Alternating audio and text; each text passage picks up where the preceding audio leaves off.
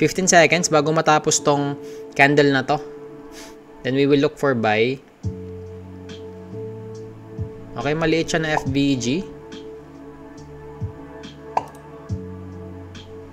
Okay. Okay, we are in. We are in. Stop loss dito lang. Okay. So, nakabuy ako sa 598.25. Stop loss natin, 574. Okay. Nag-enter ako sa maliit na FBG na to. Okay. Yan, dyan.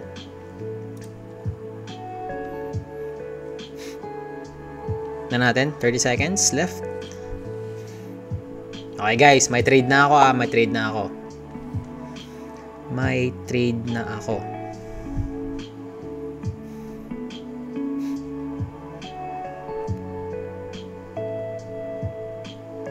Na natin, 17 seconds left. Tingnan ko kung paano mag-close tong 5 minutes na to sa ES.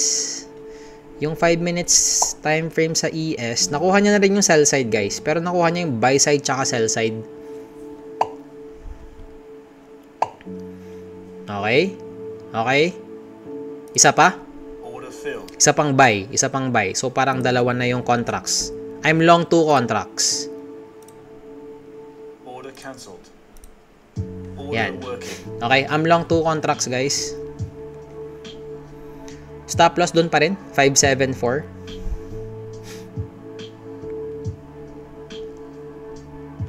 Wait lang,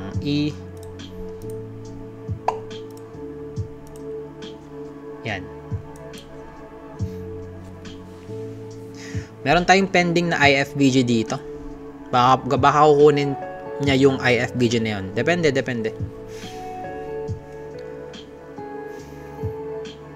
Ayoko lang kasing ginawa ng ES na to.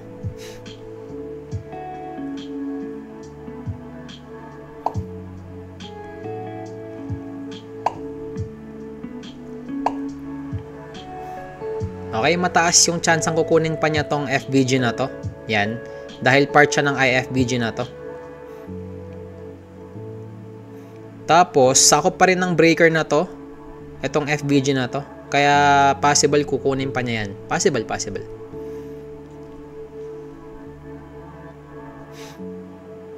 Okay, so we are long 2 contracts.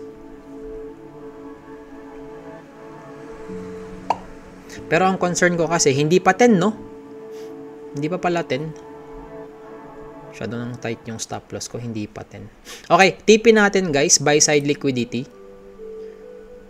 Okay, buy side liquidity. Hindi ko sure kung buy side. Hanggang buy side tayo since bullish tayo. Relative equal highs. Eto. Sige, try natin. Tip natin dito guys. Yan. Etong equal highs na to. Yan yung tipin natin. Okay? So, yun yung trade idea natin for today.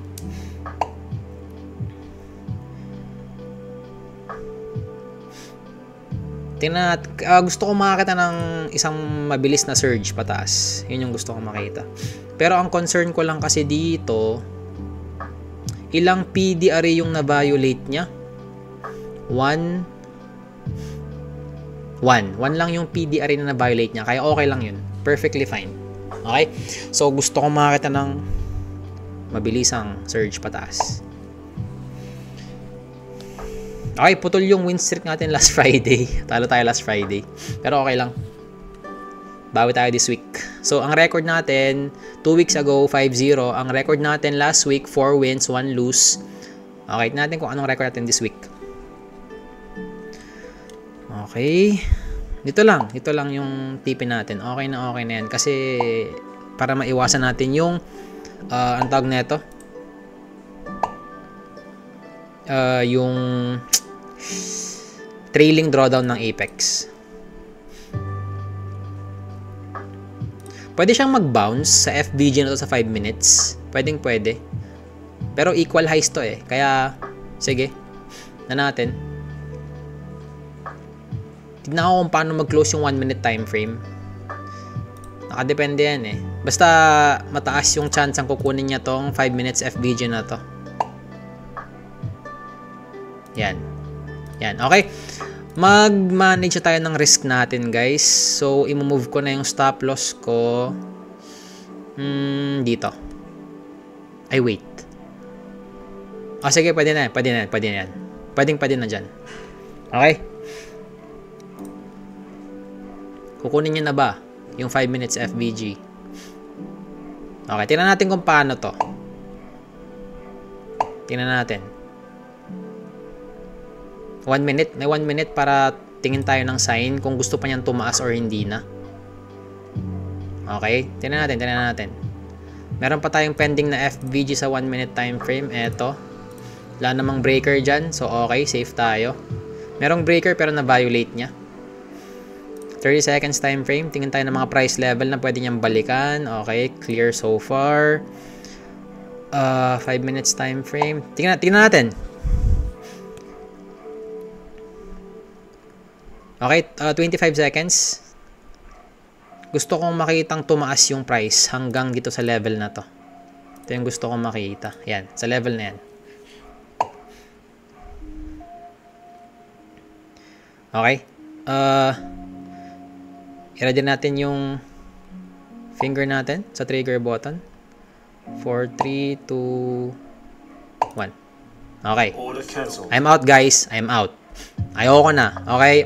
Mataas yung chance ang tataas pa yan, pero nakakita na ako ng sign na pwede siyang mag-bounce. Okay? Tapos ang Monday natin. Yun na yung trade natin for today. Bang! Another bang! Start of the week. Yun na yun. Okay? Monday, win. Edit. Okay? So, ilan na yun?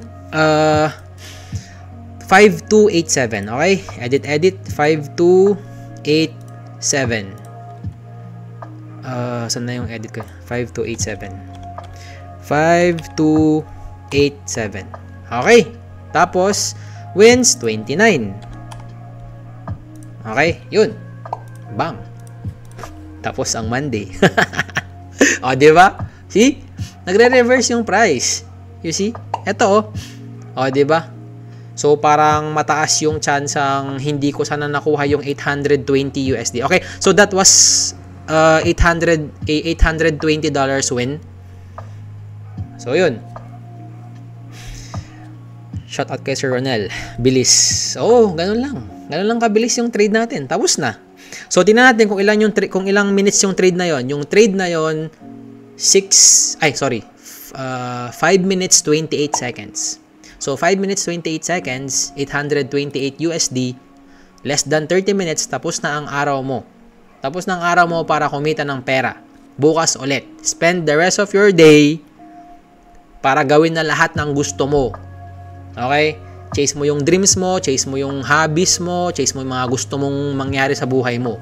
Ganun. Hindi ka pwedeng mag-chase ng dreams mo na nasa work ka. Okay?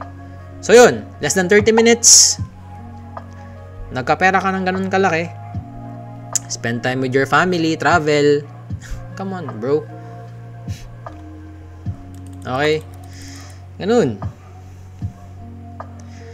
Okay? Trade breakdown. Okay? Daily time frame, bullish. Kaya nag-buy ako.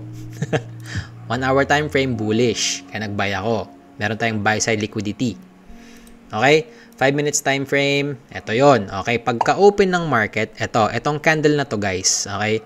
Pay attention ito sa candle na to. Okay? Pagka-open ng market, bumaba yung price agad-agad. Okay? Bumaba yung price agad-agad.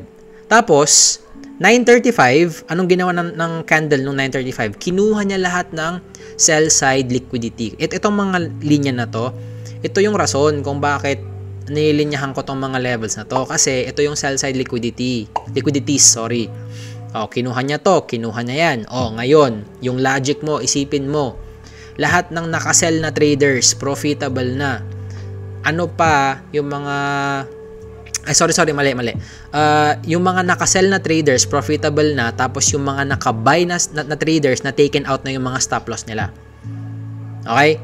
So, isipin mo, yung mga sellers or yung mga traders na nakasell, profitable pa sila. So, anong gagawin ng market? Kukunin ng market yung mga profitable na nakasell. Okay? So, yun. Nag-buy ako. So, ano yung first confirmation ko na para mag-buy ako? Ito, nakita nyo to? Yan, lagyan ko ng linya. MSS, Market Structure Shift. Yan, Itong dramatic na to, itong impulsive move na to, market structure shift yan. Ano yung swing point na na-violate niya? Ayan, Yan. Ito yung swing point na na-violate niya. 'Di ba? Kitang-kita. Okay? Ano to? Breaker block. Ito. So, extend nyo yung breaker block. May makikita kayong maliit na FBG. Ayan, Saan na yun? Yan, FBG. Maliit na FBG. Sobrang liit lang na FBG. Diyan ako nag-enter, guys. Okay, tapos pagka-enter ko, tas tumaas yung market, tas nakita ko, meron tayong 5 minutes order block dito. Okay, pwede niyang munang kunin yung 5 minutes order block na yan bago yan bumagsak. Or, kukunin niya tong 5 minutes or i-disrespect niya tong 5 minutes order block na to at saka FVG, tapos tataas ng sobra. Okay, bakit ako nag-out agad-agad? Kasi, nakakita ako ng isang sign na magre-reverse na yung market. Ngayon, tanong ko sa inyo, nag-reverse ba yung market? Kinuha ba sana yung stop loss ko? Yes! Ito andyan yung stop loss ko kanina. Pag hindi ko kinuha yon, na-stop out sana ako. Yun yung sinasabi ko sa inyo, guys. Huwag kayong mag-focus sa pera. Mag-focus kayo sa levels. Mag-focus kayo sa trade nyo. Huwag kayong nakatingin sa pera. Wala lang yung pera na yan. Okay? Di-distract lang kayo ng pera na yan. Mag-focus kayo sa price action. Mag-focus kayo sa bawat candlestick na piniprint ng price. Okay? Doon kayo mag-focus. Huwag kayo nakatingin sa, 100 USD na, 150, kill ko na ba ito? Huwag kayo mag-focus sa pera. Susunod yung pera. Price action first. Before money. Okay?